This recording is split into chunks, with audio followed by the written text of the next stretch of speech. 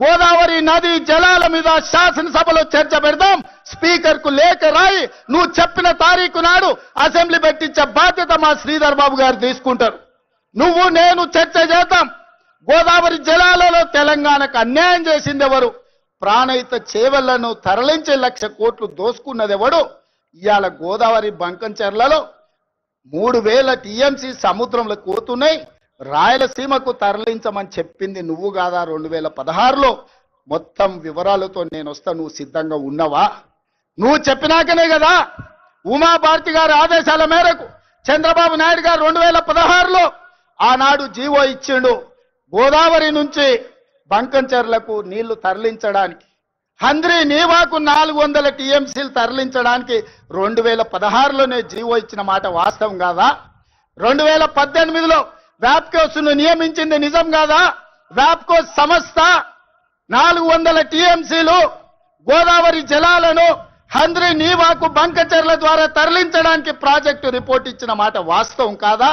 ఇవన్నీ నీ నాయకత్వంలో నువ్వు ఇచ్చిన బోడి ఉచిత సలహాలతోటి ఈ రోజు గోదావరిలో 3,000 టీఎంసీలు నీళ్లు సముద్రంలో పోతున్నాయని నీ దిక్కుమాలిన సూచనలతోనే ఈ రోజు ఈ దరిద్రం దాపరించిన మాట నిజం కాదా? ఇవాళ నువ్వు చర్చకు సిద్ధంగా ఉన్నావా? గోదావరి జలాలను రాయలసీమకు తరలించకపోయినని రోజమ్మ పెట్టిన రాగి సంకటి రొయ్యల పులుసు తిని రాయలసీమను రతనాల సీమ చేస్తా అని చెప్పిన చవటవు నువ్వు కాదా అని నేను అడుగుతున్నా. నీకు జీవితం ఇచ్చి, నీకు బతకడానికి నీడనిచ్చి, నిన్ను ప్రజాప్రతినిధిగా చేసి తెలంగాణ ముఖ్యమంత్రిని చేసిన తెలంగాణని ఎడారిగా మార్చి వందలాది గోదావరి టీఎంసీల నీళ్లను రాయలసీమకు తరలించమని చెప్పింది నువ్వు కాదా? ఇవాళ నువ్వు సిద్ధంగా ఉన్నవా నేను అడుగుతున్న చంద్రశేఖర్ రావు గారు. నీ వంది మాగదులతో మాట్లాడించడం కాదు, నీ శనీశ్వరుడైన అల్లుడితో మాట్లాడించడం కాదు. నేను సిద్ధంగా ఉన్నా. గోదావరి బంకంచెర్ల ప్రాజెక్టు మీద నువ్వు చర్చకు రా. స్పీకర్ గారికి ప్రధాన ప్రతిపక్ష నాయకుడిగా లేఖ రాయి. శాసనసభ సమావేశాలు పెడతాం, ఎదురెదురుగా నిలబడతాం, మాట్లాడదాం. ఎవరు నిజాలు, ఎవరు జీవోలు ఇచ్చారు, ఎవరు తెలంగాణను దెబ్బతీసిండ్రో, ఎవరు నువ్వు తెలంగాణను దోక చేసిండ్రో, ఎవరు కాళేశ్వరం కడితే కూలేశ్వరమైందో చర్చ చేయడానికి నువ్వు సిద్ధంగా ఉన్నవా? ఒకరోజు గోదావరి మీద చర్చిద్దాం, రెండో రోజు కృష్ణానది జలాల మీద చర్చిద్దాం. ఉమ్మడి రాష్ట్రానికి ఆనాడు పచ్చావత్తు ట్రిబ్యునల్ 811 టీఎంసీలు ఏకంగా కేటాయిస్తే 811 టీఎంసీలలో తెలంగాణ రాష్ట్రం విడిపోయినప్పుడు నువ్వు పోయి చంద్రబాబు నాయుడు దగ్గర వంగి వంగి సంతకం పెట్టి 512 టీఎంసీలు ఆంధ్రప్రదేశ్ తీసుకోండి, 299 టీఎంసీలు నాకు సరిపోతాయని సంతకం పెట్టింది నువ్వు కాదా? ఇవాళ కాగితాలని శాసనసభ ముందు పెడతా. నువ్వు చర్చకు సిద్ధంగా ఉన్నవా? 10 ఏళ్లలో ఏ ఒక్కరోజు కూడా కాగితాలు రాసుకొని పంపకాలు చేసుకున్నా 299 టీఎంసీ నీళ్లు ఎన్నడూ వాడలే. 200 టీఎంసీలు కూడా నికరంగా ప్రతి సంవత్సరం వాడలే. కేటాయింపులు 68% పరివాహక ప్రాంతం తెలంగాణ ప్రాంతంలో ఉంది, ఓన్లీ 32% ఆంధ్రప్రదేశ్లో ఉంది. ఆ లెక్క ప్రకారం అంతర్జాతీయ జల విధానంలో 555 టీఎంసీలు తెలంగాణ రాష్ట్రానికి రావాలి. కానీ ఆంధ్రప్రదేశ్కి 512 టీఎంసీలు ఇచ్చి తెలంగాణకు కేవలం 299 టీఎంసీలు సంతకం పెట్టి శాశ్వతంగా తెలంగాణకు మరణ శాసనం రాసింది చంద్రశేఖరరావు కాదా? సంతకాలతో సహా ఆధారాలతో సహా అసెంబ్లీకి వస్తా, చర్చించడానికి నువ్వు సిద్ధంగా ఉన్నవా అని నేను అడుగుతున్నా. ఫైల్ ఇటు పోయిందా, ఇటుకెళ్ళి పోయిందా, నువ్వు కుడి చేపులకి వెళ్ళి ఇచ్చినావా పైసలు, ఎడమ చేపులకి వెళ్ళి ఇచ్చినావా పైసలు అని చెప్పి పనికిమాలిన ప్రశ్నలు తప్ప, చిట్టినాయుడు రాసిచ్చి పంపిన ప్రశ్నలు తప్ప ఏమీ లేని విషయం. అందుకే నేను మొన్న చెప్పినా మళ్ళీ చెప్తున్నా, ఇది లొట్టపీస్ కేసు, ఈయన ఒక లొట్టపీస్ ముఖ్యమంత్రి. ఏది కాదు, వీళ్ళతో ఏం చేయరాదు. పరిపాలన చేత కాదు, ప్రజలకిచ్చిన హామీలు నెరవేర్చే దమ్ము లేదు. అందుకే దద్దమ్మ రాజకీయంతో ఇవాళ తప్పించుకునే ప్రయత్నం చేస్తా ఉన్నారు. మొన్ననే మన నాయకుడు పెద్దలు తెలంగాణ సాధించిన నాయకుడు కేసీఆర్ గారిని కమిషన్ ముందుకు పిలిచిండు. అంతకుముందు హరీష్ రావు గారిని కమిషన్ ముందుకు పిలిచిండు.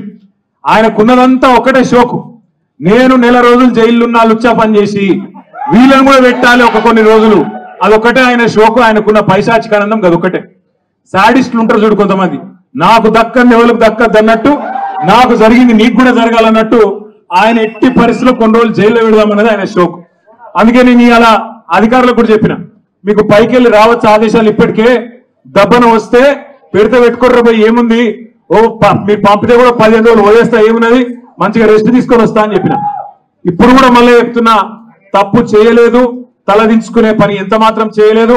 తెలంగాణ ప్రతిష్టను పెంచే పని చేసినాం, తెలంగాణ ప్రతిష్టను ఆకాశం స్థాయికి తీసుకుపోయే పని చేసినాం తప్ప తప్పు చేయలేదు. అది కాళేశ్వరం ప్రాజెక్టు కావచ్చు, ఫార్ములా ఈ కావచ్చు, ప్రపంచంలోనే అతిపెద్ద లిఫ్ట్ ఇరిగేషన్ ప్రాజెక్టు కాళేశ్వరం. అందులో చేయని తప్పుకు ఇవాళ కేసీఆర్ గారిని, హరీష్ రావు గారిని పిలిచి వాళ్ళని అక్కడ ఇబ్బంది పెట్టే ప్రయత్నం, మన నాయకులు కార్యకర్తల ఆత్మస్థైర్యం దెబ్బతీసే ప్రయత్నం అక్కడ కమిషన్ ముందు. ఇక్కడ ఏసీబీ అని పెట్టి మరి ఇక్కడేదో జరిగిపోయిందని చెప్పి ఏ కరప్షన్ జరగని ఒక కేసులో యాంటీ కరప్షన్ బ్యూరోని ఇన్వాల్వ్ చేసి మా ఆర్ఎస్ ప్రవీణ్ అని చెప్పిండు, నా చరిత్రలో ఇంతకంటే తుపేల్ కేసును ఎప్పుడు చూడలే, 26 ఏళ్ళు ఐపీఎస్ అధికారిగా పనిచేసిన ఇంతకంటే తుపేల్ కేసు నా జీవితంలో చూడలేదని చెప్పి వారు కూడా చెప్పినారు. అంటే ఇట్లాంటి కేసులు పెట్టి ఏదో సాధిస్తాను రేవంత్ రెడ్డి గారు అనుకుంటున్నాడు. నేను రేవంత్ రెడ్డికి చెప్పేది ఒకటే, నా మీద ఇప్పటికే 14 కేసులు పెట్టినావు, ఇంకో 1400 కేసులు పెట్టుకో, అవసరమైతే జైల్లో పెట్టుకో, ఏమన్నా చేసుకో, భయపడేది లేదు. తెలంగాణ కోసం ఆనాడు జైలుకు పోయినాం, ఇవాళ అవసరమైతే తెలంగాణ ప్రతిష్టను పెంచడానికి తీసుకున్న ఒక నిర్ణయం వల్ల మళ్ళీ జైలుకు పోవాల్సి వస్తే కూడా భయపడేటోడు ఎవడు లేడు. నువ్వు 19 నెలలైంది నీ గవర్నమెంట్ వచ్చి, 19 నెలల్లో ఒక ప్రాజెక్ట్ పూర్తి చేసినావా? ఒక్క చెరువు కట్టినావా? ఒక్క చెక్ డ్యామ్ కట్టినావా? ఒక్క ఎకరానికి నీళ్ళు ఇచ్చినావా మిస్టర్ రేవంత్ రెడ్డి? ఒక్క ఎకరం, 1 ఎకర్.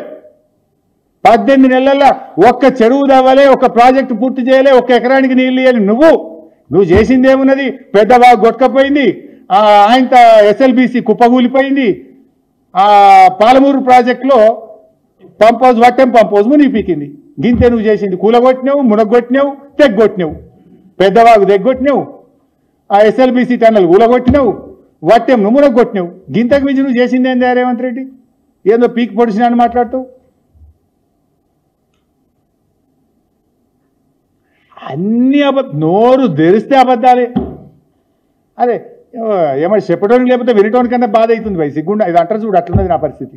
అది వింటుంటే ఇబ్బంది అవుతుంది. నిన్న మాట్లాడుతూ తమ్మిడి హేటికి వెళ్ళి గ్రావిటీ ద్వారా నీళ్ళు వస్తుండే అంటాడు. అరే అమ్మ, వీళ్ళకి ఏం చెప్పాలి? ఎక్కడి కథ ఇది? అది ఉన్నది చూపిస్తావు ఒకసారి.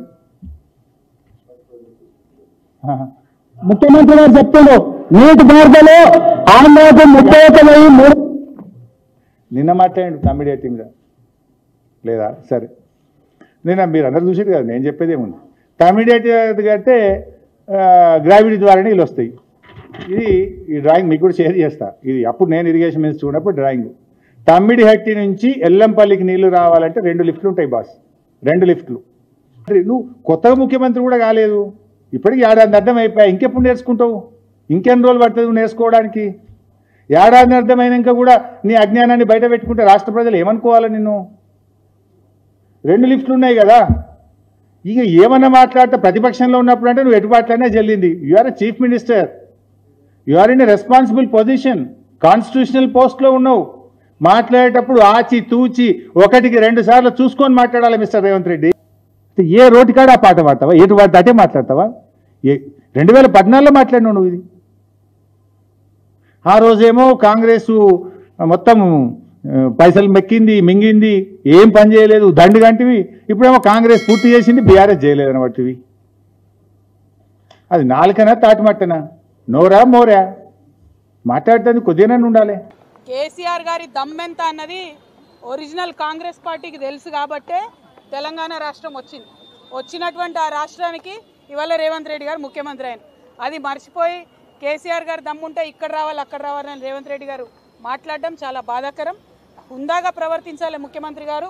అదేవిధంగా తెలంగాణ ప్రజలందరికీ తెలుసు, కేసీఆర్ గారు ఆయన కళలో కూడా తెలంగాణకు నష్టం చేయడు. ఆ నీళ్లు కావచ్చు, నిధులు కావచ్చు, ఇంకోటి కావచ్చు, ఏదైనా కావచ్చు, ఏ విషయంలో అయినా కేసీఆర్ గారు కళలో కూడా తెలంగాణకు నష్టం చేయరు. ఆ విషయం తెలంగాణ ప్రజలకు తెలుసు. ఈ ముఖ్యమంత్రి గారు రేవంత్ రెడ్డి గారు వచ్చినాకనే చంద్రబాబు నాయుడు గారిని పిలిచి ప్రజాభవన్లో హైదరాబాద్ బిర్యానీ పెట్టి గోదావరి నీళ్లు గిఫ్ట్ ప్యాకెట్ కట్టి చంద్రబాబు నాయుడు గారికి ఇచ్చి పంపించింది రేవంత్ రెడ్డి గారే, కేసీఆర్ గారు కాదు.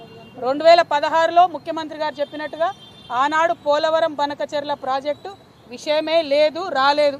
కేసీఆర్ గారు ఎక్కడ సంతకాలు పెట్టలేదు. ఆ విషయం తెలిసి కూడా అబద్ధాలు ఆడడం ముఖ్యమంత్రి గారికి అలవాటైంది. అబద్ధాలు ఆడడం మానుకోండి. చెప్పిన పెన్షన్లు ఇవ్వండి, చెప్పింది చెప్పినట్టుగా స్కూటీలు ఇవ్వండి, చెప్పినటువంటి 6 గ్యారెంటీలు అమలు చేయండి. ఎస్, పెడదాం అసెంబ్లీ, ఖచ్చితంగా పెడదాం. మీ ఫెయిల్యూర్స్ మీద పెడదాం, 6 గ్యారెంటీలు ఇవ్వని దాని మీద పెడదాం, మహిళలను మోసం చేసిన దాని మీద పెడదాం. అప్పుడేం జవాబు చెప్తారో రేవంత్ రెడ్డి గారు దాన్ని కూడా చూద్దాం. సెప్టెంబర్ 30 వరకు స్థానిక సంస్థల ఎన్నికలు కూడా నిర్వహించాలని హైకోర్టు తీర్పు కూడా ఇచ్చింది. దీనిపైన ఏమంటారు? చిత్తశుద్ధిని చూపించి ప్రభుత్వం ఏదైతే 42% బీసీల కోసం బిల్లు పాస్ చేసినామో ఆ బిల్లుని గవర్నమెంట్ ఆర్డర్ ఇచ్చి వీళ్ళు ఎన్నికలకు పోవాలి. ఒకవేళ కోర్టు డేట్ పెట్టినా ఆ డేట్ లోపల జీవో ఇచ్చి వీళ్ళు వెళ్ళొచ్చు. అది ఇవ్వకుండా మభ్యపెడితే మాత్రం తెలంగాణ సమాజం ముఖ్యమంత్రి గారిని, కాంగ్రెస్ పార్టీని క్షమించదని కూడా ఈ సందర్భంగా తెలియజేస్తున్నాం. Thank you. జై తెలంగాణ.